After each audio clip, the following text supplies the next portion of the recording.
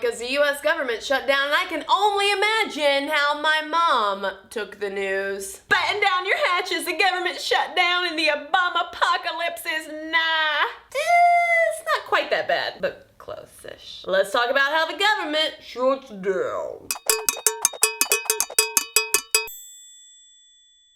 First of all, I'd like to play a little politics and blame the Republicans, Democrats, and Tea Partiers for forcing the government to shut down on October 1st, which means that I've got to talk about how government shuts down rather than talking about something fun that happened recently, a cat fashion show. To be fair, understanding better how our federal government works, or in this case does not work, is likely more valuable than understanding how to put a couture vest on a feline. Full disclosure, this video is being recorded right after the government shut down on October 1st, so by the time this airs on YouTube, the government could very well be back up and running, but I still felt that I should do this video because the last time the government shut down 17 years ago during the Clinton administration, the shutdown lasted for a whopping 21 days. First off, let's answer the question of what exactly shuts down. And to answer this, let's understand the difference between discretionary spending and mandatory spending. There are things called mandatory entitlements that include things like Social Security payments and Medicaid that get automatically renewed in the congressional budgets every year. Those kinds of payments and that kind of funding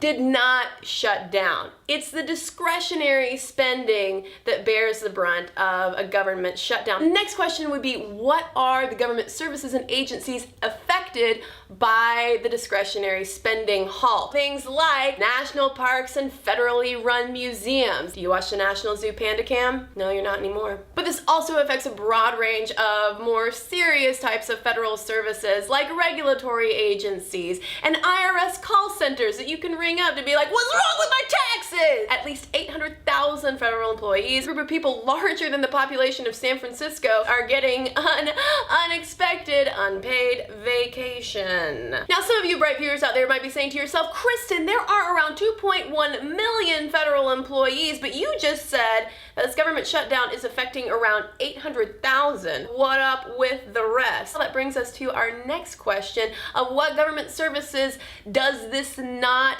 affect? There are laws in place that provide exemptions for necessary services under three major categories. The first of which is national security, things like the Secret Service. Second of all are services that provide protection of life and security, so things like air traffic control, keeping us safe in the skies.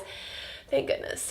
Thirdly, you have more self-funded operations that do not draw their main revenue from the US Treasury, which is why the post office will still be running during this government shutdown. And all this brings me to the final question of why does this even matter? If there's still a large portion of the federal government that is still going to be running during this so-called shutdown, and if we've already had previously 17 different government shutdowns, a bulk of which happened in the 1970s and 80s, then what's all the fuss about? Why it matters in a larger sense is simply the signal that it's sending to the US people and the international community that the US government does not have its act together, and people are suffering because of this. As some astute political observers have pointed out, this October 1st government shutdown is not going to be nearly as bad for the US as the October 17th deadline for